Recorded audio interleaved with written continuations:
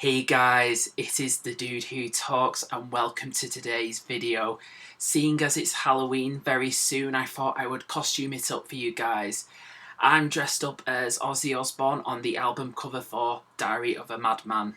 So for this video I'm going to be talking about the upcoming album from Possessor called Damn the Light, which is out on the 30th of October through APF Records. A little bit about Possessor. They are a three-piece horror-influenced metal band from the UK. The current lineup for Possessor is Graham Bywater on vocals and guitar.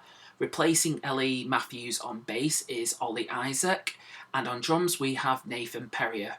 So Damn the Light was recorded at the Bear Bites Horse Studio, and Damn the Light is the fifth album following on from last year's Gravelands, which you may or may not be aware that I actually spoke about in a previous video last year.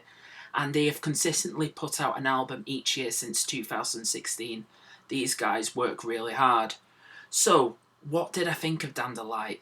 Did I love it, or should this album be damned instead of the light? You know what? Let's just get into it.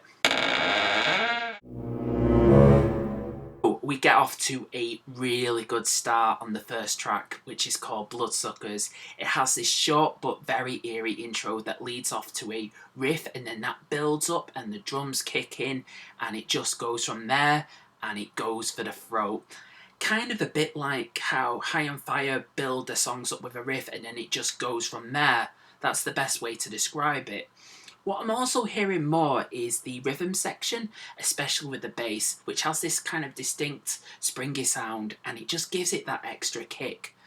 And for me, the song throughout is absolutely unrelenting.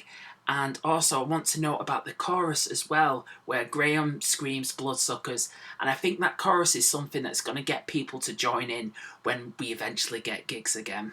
So one thing I've noticed, and this is a little bit of a side note here, is how you can hear all the bass, drums and guitar equally and nothing stands out over anything. And I think that's a really good thing because it shows just how much the band has amazing chemistry together on the album.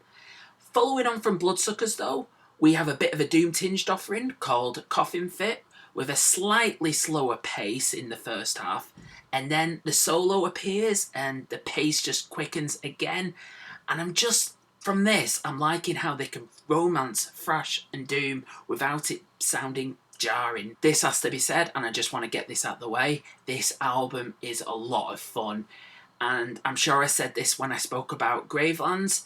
Musically, personally speaking for me, this is something to just have a beer and have a good time to. I think it's just down to its energy, and even though through its 10 songs and then it clocks in at about 46 minutes, it does exceedingly well to keep up the momentum up. Something I wasn't sure that they could do with the next release when I was talking about Gravelands, with that being about 30 minutes. So yeah, I'm happy to be proven wrong on that aspect. Alright, so back to talking about songs, and obviously we were talking about energy earlier. Take It to the Grave is relentless in this aspect, especially in the first couple of minutes of the song. However, it does have its very first breather, and you think it's going to slow down completely, but no. You'd be a fool to actually think that. And I think what's helped on this, especially with the energy, is Nathan's drumming, which to me is consistently fast. However, we do have a couple of slightly slower songs on the album, well, I mean mid-pace really, with Graham channeling Matt Pike on the strangeness in both vocal styles and riffs. Also, what stands out for me is that it has a lengthy badass solo, and I think this song is further example of what I said about Possessor being able to romance doom and thrash. Another slower pace song on the album is the title track Damn the Light, which is the longest song on the album, which starts off very slowly and does something a little bit different. Has a more atmospheric feel with the music, having a more echoey feel with the instrumentals, and then leading off into a much more heavier, doomier style. And however, this song has a slight feeling of a ballad in my opinion. So yeah, the album throughout is fast-paced, and while they're delivering some of the most relentless songs ever, they do know how to step it up even more, and this is apparent on the song Fresh Hell, where halfway through there's this like barrage of just fast riffing and just tight drumming that just kind of creeps out at you, though this is quite short and sweet. Another example is the song Scalpel, which towards the end of the song there's this like bludgeoning riff that sets the tone, and then it just breaks down a little bit and the bass tone gets more like apparent and it gets chunkier and it just goes into this like headbanging segment, which is just one hell of an outro. However, talking about Scalpel, and this is more of a side note, is that that song feels like an absolute love letter to horror weapons, with like in the lyrics where it's talking about like weapons used in slasher films, and also talking about other songs with this is like the minute-long interlude Confession, which feels like an ode to like more vintage horror films with its eerie atmosphere. And also want to just mention the closing track, which is like called Slaughter High, which is reference to Slaughter High. So, I've been speaking very highly of this album. Is there anything bad I thought about this album? Not really, but if I'm being honest and a bit critical, you might want to say that I'm being overcritical in the comments.